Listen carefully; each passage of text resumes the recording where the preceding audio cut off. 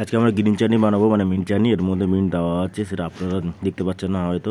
আচ্ছা, কোরিয়ান্ডারটাকে জলের মধ্যে ভালো করে ওয়াশ করে নিতে হবে। তারপর এর মিক্সচার মানে আম, জিঞ্জার, চিলি, গার্লিক আর অনিয়নটা দেখানো হয়নি, অনিয়নটা পরে আপনারা দেখতে পাবেন। ভালো করে কোরিয়ান্ডারটাকে ওয়াশ করে নিলাম। ওয়াশ করে নেওয়ার পরে এটাকে একটা ছাঁকনির মধ্যে দিয়ে জলটা ভালো করে ছেঁকে নিতে হবে। ঠিক আছে, দেখছেন আপনার জলটা না ছেঁকে নিন তাহলে পাতলা হবে। তারপর মিক্সারগুলো দিয়ে দই দিয়ে নিচে দুটো তিনটে আইস দিয়ে এটা মিক্সি জারের মধ্যে পিষে নিতে হবে। পিষে নিয়ে এর কালারটা খুব সুন্দর, দই দেওয়া হতে যেহেতু কালারটা খুব সুন্দর হবে, গ্রিন কালার এসে দেখতে পাচ্ছেন। তো এরকম 2-3 বার আমরা রেস্টুরেন্টের জন্য বানাচ্ছি। যেহেতু আমরা 1 বল বানাচ্ছি, আমাদের একটু বেশি প্রয়োজন হয়, কিন্তু আপনারা বাড়ির জন্য কম করেও বানাতে পারেন।